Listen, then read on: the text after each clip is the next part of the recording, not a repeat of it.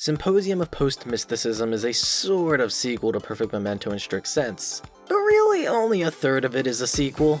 Symposium started as a sequel to Perfect Memento in a sense, as this was originally going to be strictly more Gensokyo Chronicle entries for characters and likely also locations for those that were introduced since the prior book. But through Zun's translated words, he thought that shit was boring. Bro, you're the writer. You could just, I don't know, make it not boring? Rather than committing to the one style of book, 3 smaller ones were made and fused in this one. Released a year after Touhou 13, Symposium of Post-mysticism not only acts as a semi-sequel to Perfect Memento, but also as a conclusion to the religious war arc of the past couple games. It's been 6 years since Perfect Memento released. Since then, the world of Touhou has gone through a lot of major changes, and a lot of major new players have been introduced since then. Thank you to my supporters. If you liked the video, consider subscribing or even joining the Patreon. Link on screen and in the description. If you do, you'll be thanked in the videos, be able to watch each video a week early, as well as gain access to bonus videos. The main meat of Symposium of Post-mysticism is the titular Symposium. Akyuu decided to gather up some powerful non-human religious figures in Gensokyo and have them engage in a dialogue about the current state of affairs happening in and around Gensokyo. Your panel members consist of Kaneko, Byakuren, and Miko, hosted by Marisa, while all recorded by Akyuu. The fuck is Marisa doing here? She doesn't strike me as someone capable of leading a symposium, and in fact she's kinda garbage at it up front. She starts being fairly awkward, giving off a pretty stilted introduction of the panel members and almost immediately forgets that she's the host. Her role is to steer the discussion and pose questions for the others to answer and discuss amongst themselves, but says shit like, "So, what are you gonna talk about?" She had to be reminded of her fucking position by Kaneko. Marisa, after this point, does become more comfortable in her role and does end up steering the discussion. But seeing her kind of fluster like this is kinda cute given how she does often try to give off a more confident and effortless vibe. The in-story reason why Marisa is here? She's an expert on yokai. The out-of-story reason why Marisa is here? Zun probably just wanted her there, but she's a pretty good pick for the host as she was involved with every character present and every character being discussed to the point of adding some funny moments unintentionally fucking with the panel. Like, the panel members come off as wary of those in former hell and Marisa is like, "Nah man, I'll get invited to go drinking with the Yoni down there," throwing Kaneko off her game. Or how Miko is talking about her life goal of getting accepted into heaven as a celestial, and Marisa chimes in with, "I've been to heaven, but it didn't seem that great a place." To which Miko says she's envious. Envious of what? She literally said it was mid. Kaneko is present acting as the Shinto representative. Why Kaneko and not Sanae? Sanae is more like the face or even the mascot of the Moria Shrine, whereas Kaneko is the actual leader. But Kaneko's inclusion does satisfy the non-human big boss character of those present as well. Also, holy shit, Kaneko is giga racist. They're talking about the human village and this bitch compares it to a zoo. As though humans are too stupid and bitch made to survive on their own and needs the type of protection that zoos would give endangered animals. That's really fucked up. I would say that Kaneko is a sort of neutral position when it comes to yokai-human relations, but I don't think she gives that much of a fuck so long as she benefits from both gathering faith as well as from a business perspective. Like, she talks about how the nature of gods can change and how she herself is becoming less of a mountain god and becoming more of the god of tech and innovation, given that she's been tech-minded with the development of infrastructure with the nuclear reactor and the Moria ropeway, which doesn't exist yet in this point of the story, but it's being set up for later. I think that's a really cool idea, that what gods can mean and do is dependent on their faith and the myths surrounding them. It'd be cool as hell for that idea to be committed to, and for an already established character to come back and be reinvented in some fashion. But also, it's implied that she's a move fast break things type of developer, and that she's not in full control, but wants to give off that sort of impression. Especially with the geyser area that she claims is under control, but is likely not. Wow. Fuck Kaneko.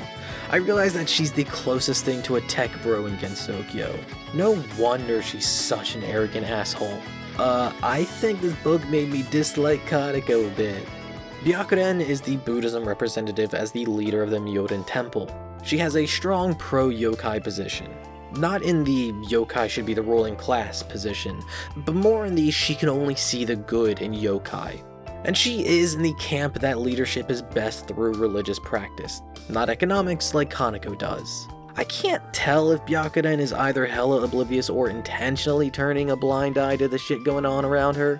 The panel is discussing Buddhism and its tenets, and Marisa straight tells her that her disciples attacked her, to which Byakuren immediately downplayed it. 1 point for intentional.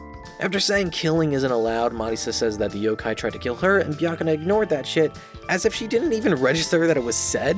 1 point for oblivious.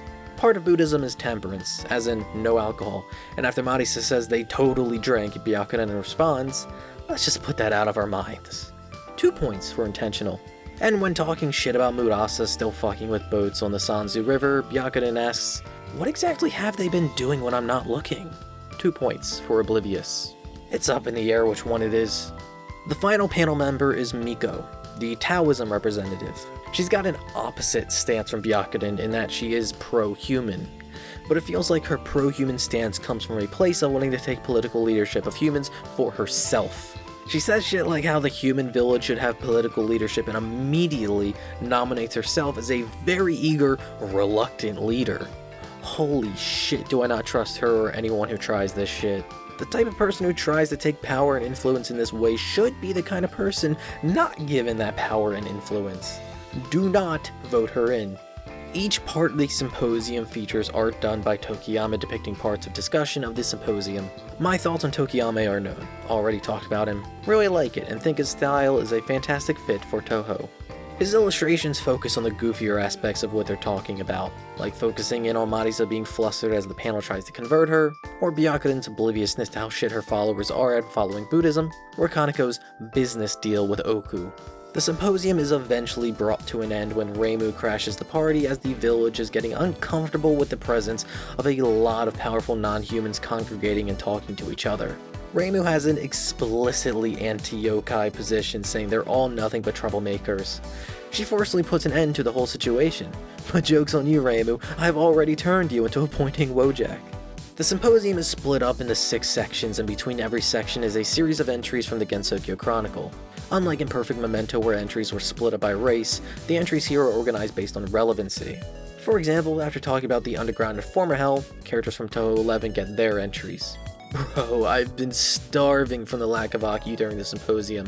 I fucking need this. One of my most enjoyed aspects of Perfect Memento is the mad shade that Akyuu is constantly throwing on the cast of Touhou. In her entry on Kaneko, she says that you shouldn't disrespect her, so as to not provoke a curse.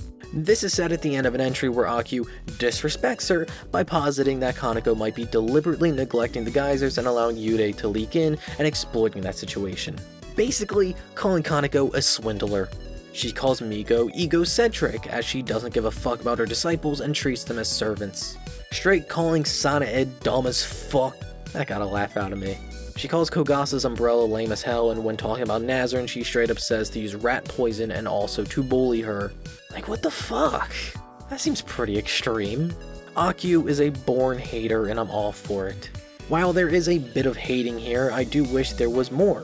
It seems like the focus is more on building the characters that are subject to the entry rather than building Akyuu as a character, so her personality isn't as strong in these chronicle entries as the ones found in Perfect Memento.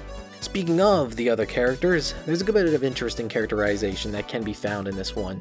One of the most interesting to me is that Byakuren, at this point, is being categorized more as a magician in the same way as Alice is. Someone who was once human, now barely recognized as one and is closer to yokai. Aside from that, you've got details like how Miko isn't wearing headphones, contrary to some depictions, and is instead wearing earmuffs to help her from being overwhelmed from her too good hearing. Kyoko, not only being cute as hell, is also shy and bad at math. The Aki sisters are jealous of each other, and with Nitori, she's described as being rather timid, arrogant, and that she looks down on humans and other yokai. This is interesting because I've seen a fair amount of fan interpretations choose to go for the more bright and fun-loving side of her that she's described to have when dealing with other kappa. Either that, or going for a more pure capitalist when she has to fill a merchant role in the story. While most characters since Perfect Memento gets a new chronicle entry, some are absent. For example, Tenchi ain't got shit here. My guess is that Zoom couldn't figure out a way to naturally bring her and other characters up in discussion and make them relevant, so she didn't get an entry at all. But also, fuck it.